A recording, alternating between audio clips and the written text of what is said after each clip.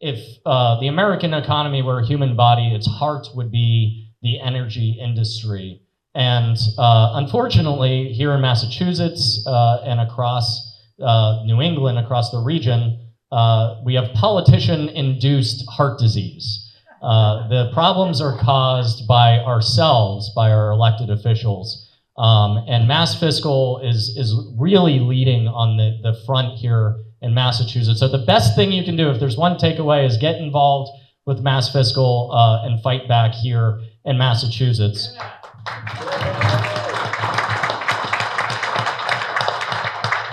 Massachusetts Fiscal Alliance advocates for fiscal responsibility, transparency, and accountability in state government and increased economic opportunity for the people of our Commonwealth. Established in 2012, they are the state's leading taxpayer advocacy organization. Oftentimes, they are the only, soon to be with all of you, loudest voice defending taxpayers in the State House, shining a light on what's going on in the state and acting as a watchdog, something that everyone in this room can play a part in. So make sure to play that watchdog part, because folks, you'll hear from Representative Lombardo, they like to try to get away with things in the State House here, and the average voter isn't aware of these issues. But we'll talk a little bit about the work we've done across New England during the panel discussion, but there is a lot of hope, especially using the energy issue to amplify the message and start to get voters to understand the threat of these policies.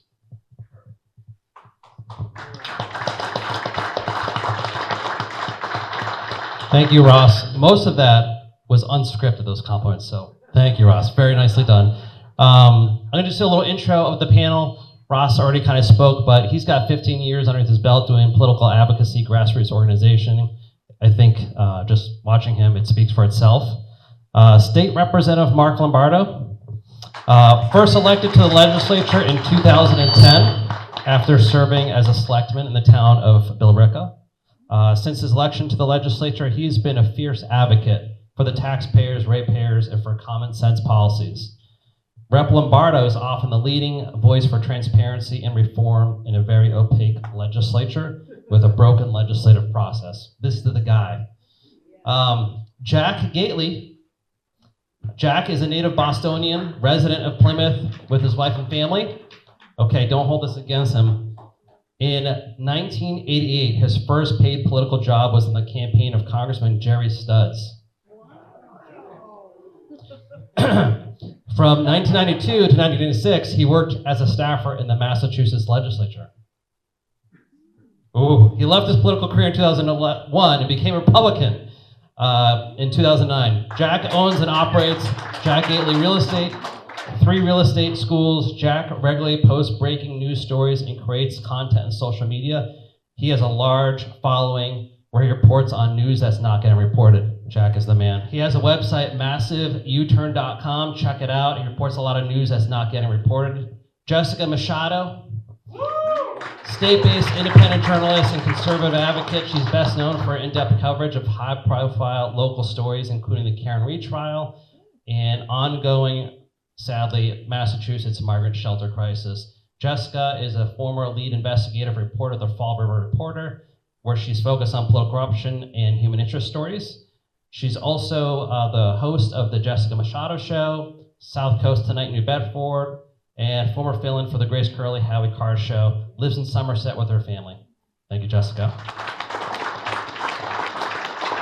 Last but not least is Mike Urban, a blunt, data-driven commentator and also a real estate professional who uses his fast-growing YouTube channel to tackle political dysfunction, economic waste, and cultural decline in Mass.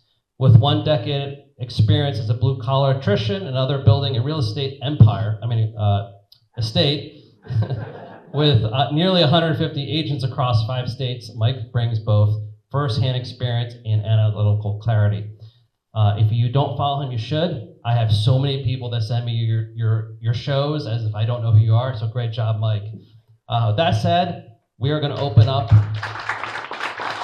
the discussion. All right, so we heard a lot from Robert about all these data points and how obviously these mandates do not work and are driving up costs on everybody in Massachusetts, really everybody around the region besides my home state of the free state of New Hampshire, where we do not have these mandates. Is the only state in New England that does not. But what, we'll go around the panel, like what have you heard from your constituents, people in your area?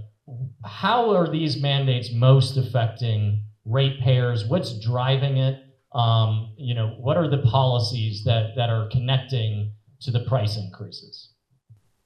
Yeah, I'm happy to jump in on that one. So I think that everyone's eyes really opened up this winter when, in the fall, silently, the Healy administration had approved massive rate increases for National Grid and the whole host of energy providers. And then everyone got their bills in January and February and almost fell over because they doubled and tripled. And when you open up your bill, you see all of these items that you have no idea what they're for. They're funding Mass Save, which is the biggest scam going, that has no oversight, that is run by former energy executives.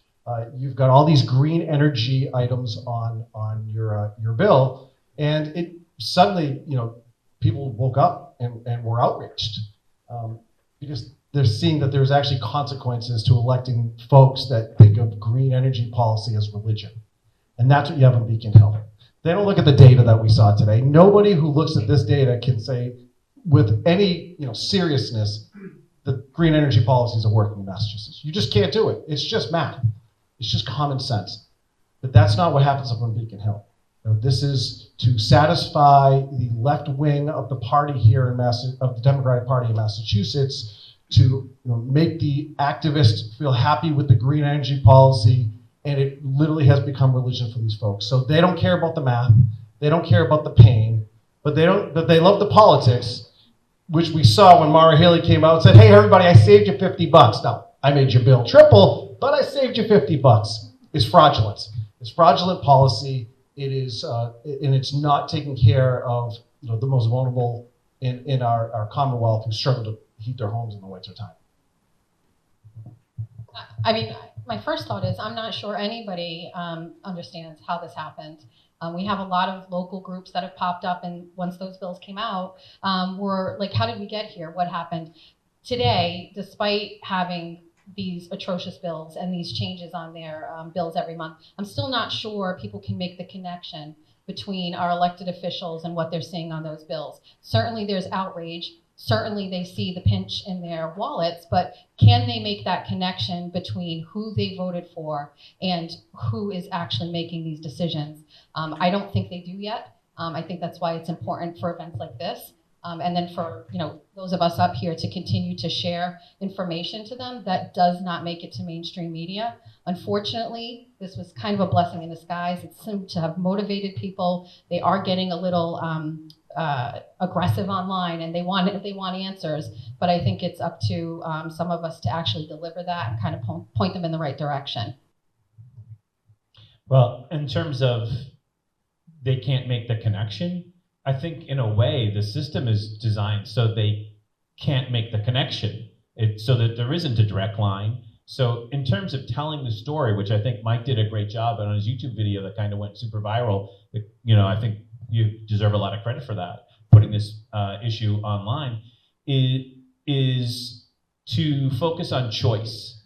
And I think MassFiscal had a video where they actually basically told a Boston Globe type story, which is Boston Globe never writes a straight news lead.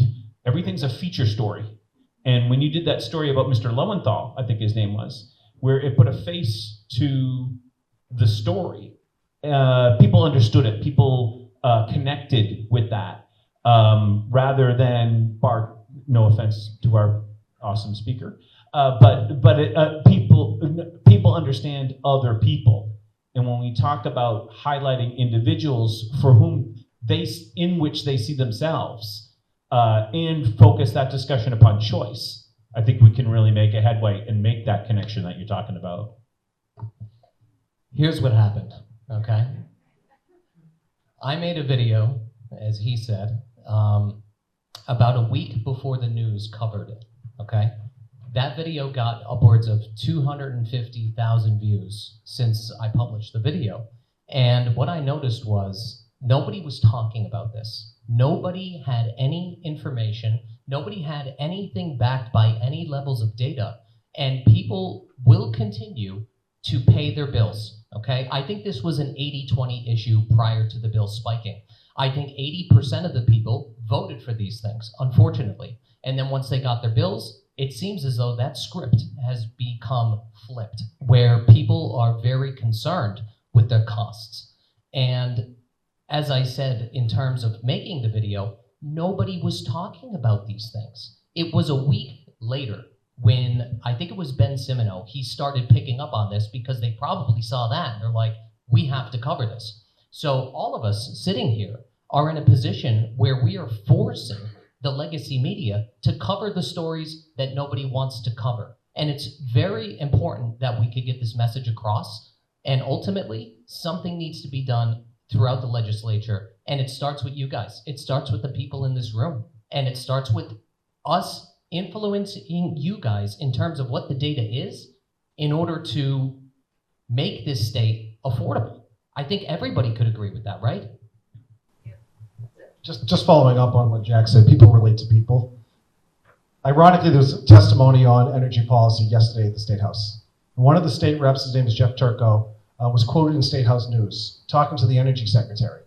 And he said, I put a heat pump in my house. I followed the advice that was recommended to me. And in January and February, my combined bill was $2,600. He said, so, Madam Secretary, are we balancing, green energy policy with, or are we putting priority to the cost to consumers? And their answer is, well, we want to do all of the above. They don't want to do all of the above. And even when it's happening to your elected officials and they talk to their colleagues, they still can't get over the hump of this religion-like policy that is driving them to make horrible decisions for the residents of the Commonwealth. If I can just chime in one other thing, please don't leave it to just the three of us or whatever. You live in your town. There are opportunities, huge opportunities, to point things out that happen in your town. Send them to me. Yeah. No. Have them post it themselves. We're not super special. We have a Facebook account just like you do. You have to go tell the story locally in your network to do there's no reason why you can't do what we're doing. I mean, we're just knuckleheads that sit in front of a camera. I mean, you can do it. Anybody can do this if you have a story locally to expose the story before the media. Because as Michael mentioned, I mean, they're out to lunch or gone. They just don't want to cover these issues until people bring them up. And that's what it is. And guess what? Nothing is going to change if people are not bringing it up. These legacy media is brutal here. You guys know it. I know it. Everybody knows it. And here's a good story. I'll tell you a quick story. So a lot of people, maybe you're even in this room, and I apologize, but almost every single day I get an email from somebody at the Cape or southern Massachusetts about the South Shore wind, okay? Every single day I get these emails. And the reason I haven't covered it yet is because the people that are complaining about the wind turbines in their backyard are the same people that voted for these things. And now all of a sudden they're making it a big deal. And the fact is, this is a two-part problem. The first part is that there wasn't enough transparency when these mandates and these things were brought to the state, right? Everybody wants clean air. Everybody wants clean water. But when you look at the math behind it and the data to get there, it doesn't make sense. But that's what they hide from you. That is what is being hidden. And like Jack said, anything that you see in your towns, bring it up. I feel like a lot of people are in a position where they feel like they'll be ostracized for speaking their mind in Massachusetts. That's how I truly feel. You'll lose friends, you'll lose family, you colleagues at work, and you can't really have that mindset. Because if you do, then absolutely nothing will change. Everything will remain the same. And these are tabletop issues. Everybody is concerned with how much money they have, how much money they're going to spend. And I'm just happy you're all here.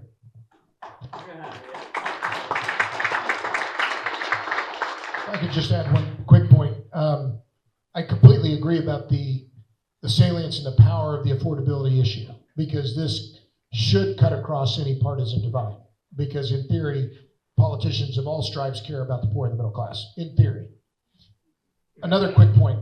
Don't underestimate the amount of money that has been spent here in Massachusetts by the climate NGOs, including Rocky Mountain Institute, NRDC, and others, to promote the net zero agenda and the anti-natural gas agenda. Remember, Mayor Wu, 2 years ago, I believe it was, banned the use of natural gas in new buildings, in new city buildings in Boston. Now, I live in Texas. I heard it gets cold here. Is this true? It gets cold here. Your city mayor is banning the direct use of natural gas and will force the city of Boston to use heat pumps, which when it gets cold are completely inefficient. So this mindset has been pushed, and this policy has been pushed to the highest levels of government, and it is pernicious, but they've been incredibly effective. Now, one other quick point. All of this is in violation, these bans on natural gas are in violation of the Energy Policy and Conservation Act of 1975. This was litigated in California, the Ninth Circuit in the city of Berkeley the California Restaurant Association against the city of Berkeley, which was the first city to ban the direct use of natural gas in new construction in 2019. That was ruled illegal by the Ninth Circuit. There's another case now pending in the Second Circuit, which I think includes Massachusetts, where some propane dealers in New York are the lead plaintiffs. But that legal precedent hasn't been set here in Massachusetts. It should be. But there are multiple fronts that have to be fought on this. But I don't know the budget for MassFiscal or American for Prosperity. I don't think they come close to the $130 or $140 million that's being spent by Rocky Mountain Institute, or the 200-some million spent by NRDC. You're outmoneyed, you're outgunned, but as Mike said, you got to fight like hell. I want to piggyback on something too that he mentioned with the heat pumps and Mayor Wu. So everybody wants, and Jack is going to know where I go with this, but everybody wants cheaper housing, okay? How is it possible to build cheaper, affordable housing, but meanwhile, you're increasing the cost to build housing by introducing all of these EV mandates? It's renewable mandates, getting rid of natural gas. It only makes it less cost effective. I mean, it's not rocket science. We're not building rocket ships up here, guys. You know what I'm saying? Like, this isn't rocket science. It's just the fact that there's a disparity between what you read and what's fact and fiction. And that's what it is. You want affordable housing in Massachusetts? Good luck.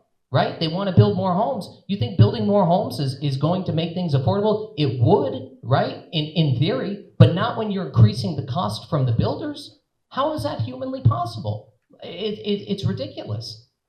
And when you get rid of the competition, you also get rid of the incentive to innovate. So when there's no other option, let me just ask you, has anyone heard of the new 50-year light bulb? No, of course you haven't. Because the Thomas Edison light bulb is not an option. So there's no need to innovate anymore. And the same thing would happen if we got rid of all of these conventional sources.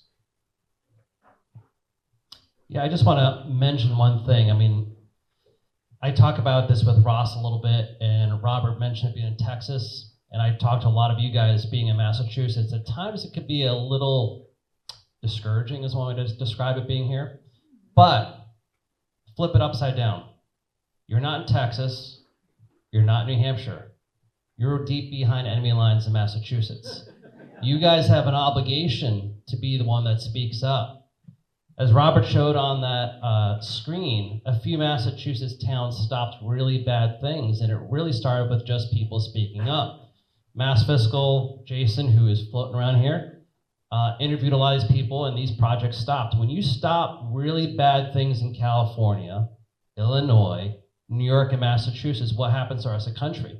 Places like Texas and New Hampshire never have to deal with these problems. So, don't be discouraged. Don't move to Florida, New Hampshire, Texas yet. Stay here, continue the fight. When you win in Massachusetts, the victory tastes so much better.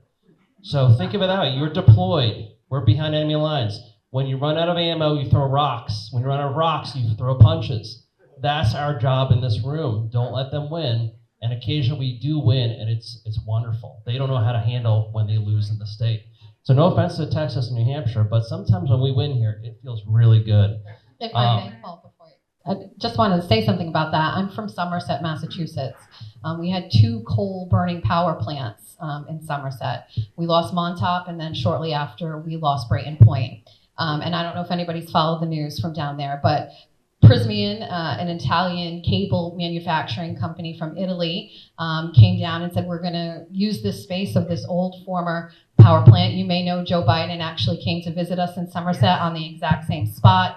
He talked about this green energy initiative. It was the best thing for our community. And then we had a bunch of residents who started to actually look at this company, what this project was going to look like, and they started fighting back. And they were attending zoning board meetings and planning board meetings where nobody would ever go before. And, you know, we uncovered a lot of things about this company. They weren't going to be great neighbors to us. We were worried about the sustainability post an election with Trump potentially winning. You know, we found some real ironic pieces to their puzzle, such as talking about green energy. We want to, you know, help support wind energy, but they were going to use diesel-powered ships to come in and take these cables out and distribute them amongst the world. And we kind of found that to be a real kind of tipping point where, you know, they were all about financial gain and not about our community and for the bigger picture. And so to make a long story short, because I know you've got some questions, our town fought back. We had a really great motivated group of people. We started a Facebook page called Save Our Bay Brayton Point, where we had thousands of people that showed up to meetings, and we showed up to every one of those meetings and pushed back. And when the elected officials weren't doing what we wanted them to do, we got rid of them and elected new ones.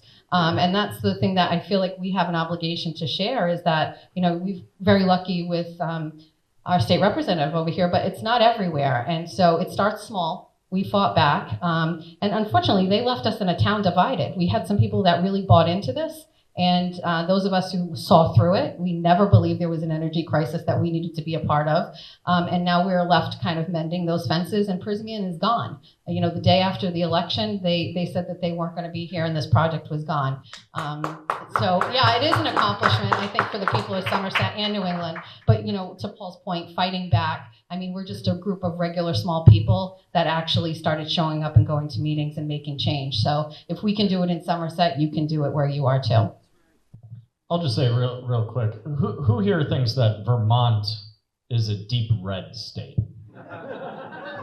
Right? So last year, it was actually 2 years ago, the Vermont legislature had a progressive supermajority that could override Governor Phil Scott is a Republican, the governor of the state, and they have these mandates worse than Massachusetts, actually, because you can actually sue on the Global Warming Solutions Act in Vermont. So people are suing that you're not hitting these goals of things that don't actually exist.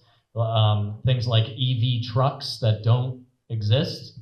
I call that one the Great New Hampshire Auto Dealer Subsidy, because they don't exist, so they just go to New Hampshire to buy them.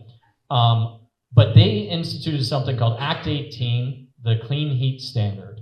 And it was an overall massive, basically tax increase on the people of Vermont. They were facing property tax increases. The affordability issue in the state of Vermont was so dire that people were, I had a friend that, and not to be mentioned because he's now a state senator, but he said if he lost his race, then he would move to New Hampshire because he simply couldn't afford to live there. He was a 7th generation Vermonter. We took that issue at AFP and we said this is something everyone's going to feel. They can't afford these bills. We went out, found stories from average people of how this would impact them. We publicized that. We did a mail campaign, a digital campaign. This is the state of Bernie Sanders. The Bernie machine is in Vermont. And the result was that, sure, Democrats went out and voted en masse, 75% for Bernie Sanders, then 70% for Governor Phil Scott, and then Republican down the ticket by and large. It was the largest election swing in 40 years. Of 62 seats across the country that went from Democrat to Republican, 26 of them were in the state of Vermont. They lost their supermajority, and they are, to a lot of your points, they are still set on, the progressives are still set on their ideology, digging their hole deeper, and we see an opportunity for Vermont to actually completely change course. Because of this issue, because of the energy issue. People feel this at home. They feel this every single day. You just have to go out and get the word out, connect the policy to the politician, and you can make change. Yeah, Ross is totally right. That was a huge game changer in Vermont. If you have questions, raise your hand. One of the staff will come by, pick up your written question. I do have a question that was directed to Robert. Any comment on small scale safe nuclear? And the second question is, if we don't hit net zero, playing to the left, how can we feel virtuous? I'm sorry, how do we build what? Virtuous. Okay, let me just make one quick point about following up on Jessica's point about this cross-political alliance that I've seen over and over in small towns across the U.S. that have fought wind, solar, batteries. People, regardless of their political alliances or their wealth status within the community, they can ally and do many, many times. I've seen it around the issue of fighting these kinds of projects, many of them from foreign corporations, et cetera, but I've seen it over and over again. Regarding nuclear, I'm adamantly pro-nuclear, have been saying the same thing for more than 15 years. We're seeing progress on the nuclear front in the U.S. President Trump signed those executive orders a few weeks ago. There were 4 of them. Most important endorsement of nuclear power by a sitting U.S. president since Eisenhower's Atoms for Peace speech in 1953. This should catalyze and will catalyze a lot of movement on nuclear. There are a lot of promising companies with small modular reactors. The problem is we have too many. There are 51 companies that are trying to commercialize small modular reactors. We need maybe 2 or 3. We need to settle on 1 or 2 designs, whether it's light water, molten salt, et cetera. A lot of promise, but now we have to build them and we have to get busy. How do you feel virtuous? Hell, I don't know. It's enough to fight the good fight, and I think that's part of it. The fight itself, the resistance itself, has to be part of the reward. And I gave a shout out to my friend Lisa Lenoz, who's here. She's fierce and just unrelenting, and as fierce as anyone I've ever seen on these issues. And why does she do it? I think it's just that, she believes in this and there's a reward in the process. I have another question. I think I'm going to paraphrase this question, kind of directed to Marc, but Robert, you should jump in too. So when net zero comes up as a topic for consideration, let's say at the State House in 2021, it came up and you voted against it. You're like one of 5 people that voted out of 200 against it. How do you combat that narrative when it first comes up? And this could be applied to a normal conversation. You talk to a friend, neighbor when they talk about net zero. What is the talking point you use to combat? Let's do net zero by 2050 or 2045, whatever the arbitrary date is. How do you combat that? So Marc, you did it in the State House. I think everyone now, including your Democratic colleagues, are kind of wishing they could go back and vote your way, but from day one when it came up, how did you push back on that whole narrative? Yeah, I think maybe my Republican colleagues wish they voted differently, but my Democrat colleagues don't wish they voted differently. In fact, this budget cycle, I put forward a series of energy-focused amendments to make these mandates goals, to repeal the mandate to stop net new sales of gas-powered cars by 2035, and they went down on party lines.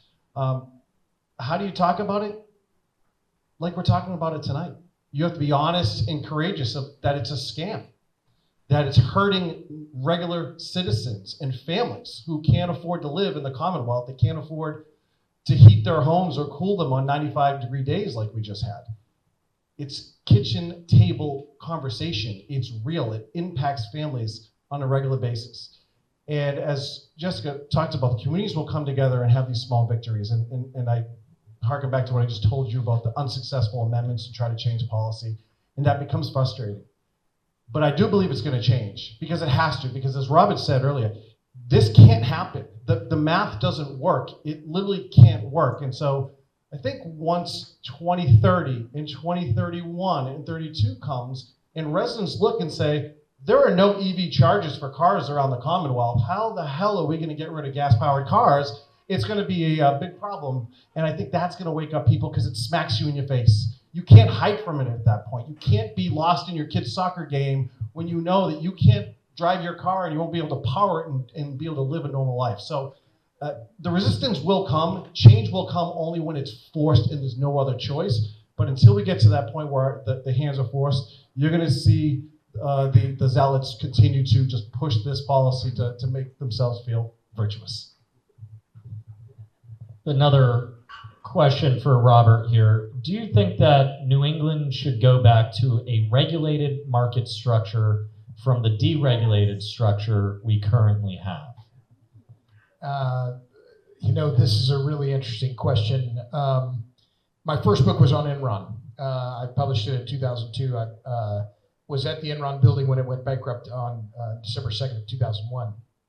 I wrote the book in about 6 months, and while I was writing it, I interviewed a guy who had worked for Houston Natural Gas, and at that time he said, I don't think this deregulation of electricity markets, which was just started in Texas then, and it was it was pushed by Ken Lay at Enron. He called it, what did he call it? Market restructuring. Well, it was to destroy the vertical monopolies for electricity. I'll quote my friend Meredith Angwin, who lives in Vermont and is a fierce and very knowledgeable person on electric grids. She said, look, I'm not in favor of monopolies, but I am in favor of accountability. And this problem that you have in these deregulated markets is that no one's accountable. That's what happened in Texas after Winter Storm Uri. Everyone looked around and said, well, who's accountable? And then they said, oh, well, no one. Well, the market failed. Well, why did the market fail? Well, it was badly designed. And who designed the market? A bunch of lawyers. And why are they lawyers? Because they couldn't do the math to get into engineering school. But you create these systems and markets where there's no accountability. So I'm not in favor of monopolies either. But at least in monopoly markets, there is accountability and a clear line of sight to who you hold responsible for affordability, reliability, and resilience. And instead, what we've seen with the Enron model is you get a lot of players come in that are undercapitalized, don't have any skin in the game, and if things go bad, they head out of town. This is what we saw after Winter Storm Uri. Robert, question to you. Have you used your generator in Austin yet? As soon as we bought it, the grid suddenly became more reliable. I don't know what the hell. Lawrence going, $15,000, we haven't used it one damn time. Well, I know, but no, we Robert, I have the benefit of having one as well at my house. I spent the money years ago, and when we lose electricity on the street, my house is lit up like a Christmas tree. I don't think my neighbors love it too much, but I invite them in anyway. So we have a lot of written questions, and I think I can't get to them all, but after, you can certainly come and ask questions. All right, so this is a question for the whole group, because we've kind of been touching on this, but how do we get nuclear to be successful in Massachusetts?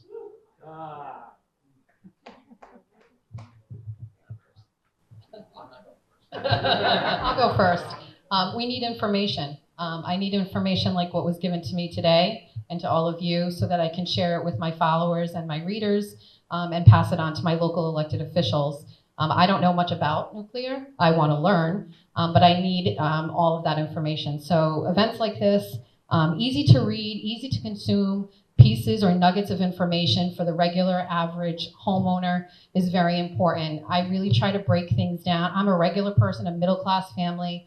I don't like things too complicated. And to, I think, your point, people are busy. They have lives. They have soccer games. They have families. And they don't have time to do the digging and the work. So we need people like our guest speaker tonight to do that work for us, give it to us, and let us share it with everybody. Mainstream media will not do it. Legacy media does not work in tandem with your message because they're owned by other people. And a great benefit to being an independent journalist is I am only owned by my readers. No one tells me what to write. Nobody tells me you can't publish that. So if you want to send me some nuclear information, I'll share it out with my besties. But we've got to get the information down to the regular average person. And by the way, I worked in media down in Fall River in this area where I'm from, and it was publishing stories about South Coast Wind and Prysmian getting into the phones of people that vote and attend meetings is a very important piece to the activism part of it. So we need to educate them, and we depend on our leaders who understand this industry to share it with us.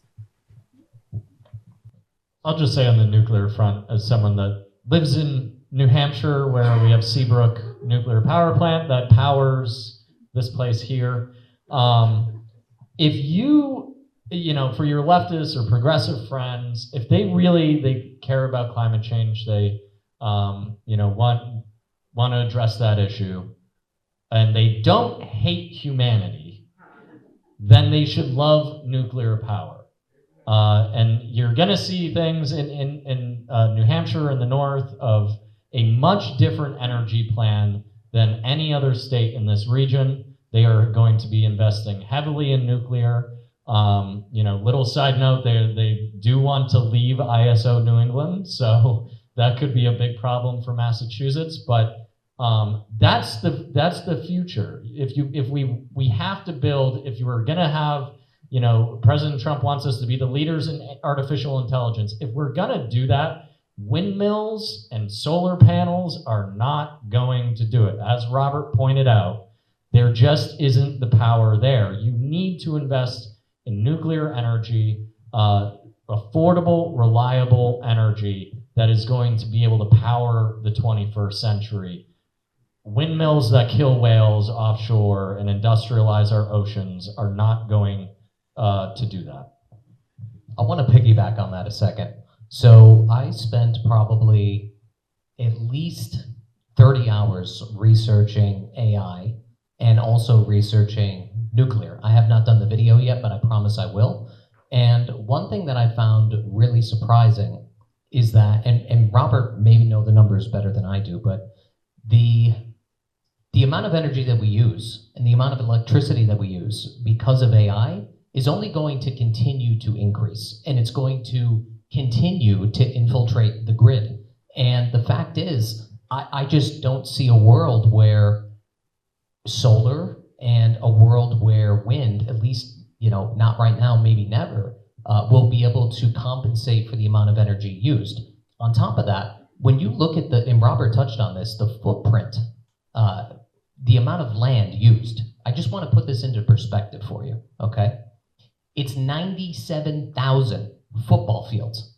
97,000 football fields throughout New England. That's what we're talking about here in terms of land use. That is a lot of land. And I think that what I'll probably do, and maybe I'll collaborate with some people here, is I think that I'll plan on putting together some kind of video in regards to nuclear that's absorbable for people to understand. And then what your responsibility would be is to advocate for that if it makes sense. But we need the data. We need to study that data, and we need to articulate it in a way that makes sense to pretty much everybody. Jack, you're a Plymouth resident. Yeah, I am. That's why I want to mention that. So I can tell you that in beautiful Plymouth, where I'm from, that we miss the tax revenue that used to come from our power plant. And I miss my neighbors because a lot of them lived in my neighborhood, and they all had well-paying jobs, and now they all moved away. And they were great neighbors. I think there is, when we talk about whether it's nuclear power or any of this, there's a huge parallel to how to stop this, because I think that's basically what we're talking about. And that is with this famous book, some of you may have read it, The Power Broker by Robert Moses, where he was building these highways all over New York, and he seemed absolutely unstoppable until one time he proposed to build 3 highways across the island of Manhattan, and that was just too much. And that formed a coalition to stop those highways, and they were never built. And shortly thereafter, the federal government stopped highway construction effectively all across the country. And that would seem 3 or 4 years before that seemed absolutely inconceivable. But they went too far, and the people that saw it took advantage. So whether it's nuclear power or any of these things like this, if it seems impossible, these windmills and the batteries and the whole thing, it's totally doable, because their hubris is their biggest flaw. I think the narrative around nuclear power is definitely changing, right? It's changed in Europe in the wake of the Russia invading Ukraine. You saw Secretary Wright was in Poland just a few weeks ago. Poland is now going to build 3 AP-1000s because they need to reduce their reliance on coal, and they never want to be reliant on the Russians for gas. So we're seeing a nuclear resurgence in Europe. There's no doubt about it. It's coming in the United States. I'm pro-nuclear, but we have to be very sober about how soon it might happen. And I think logically, I mean, just looking at how long it took to build Plant Vogtle, it was many years over time, over budget. It's expensive, and that's going to be part of the problem in selling new nuclear, and it's going to take time. But I think the public is now, the sentiment has changed. It's a generational change where younger people are more concerned about climate change, whereas when I was a kid, the concern was about nuclear war. And the conflation of nuclear war and nuclear energy was very clear when I was a kid. So if it's going to be 10 years or 15 years before you get substantial new nuclear here in the US or more specifically in New England, what do you have to do? You need natural gas, and you need it right damn now. You know, and I think that could change now with President Trump. And thank God Andrew Cuomo lost. I wish he lost even more in New York. I'm not thrilled about the new mayor, but he blocked the gas pipelines into New England that could have gone across New York. You have the Marcellus Shale that's not far away. That's Prudhoe Bay under Pittsburgh. There's massive amounts of gas that could be coming into New England that could help solve your affordability problem, but you need a pipeline or pipelines to make that happen so you can get off of fuel oil. You need, not all the way, but you need more diverse fuel sources here in New England. And before you get nuclear, you need to get natural gas. Let's remember, Mara Healey stopped 2 gas pipelines and is very proud of it.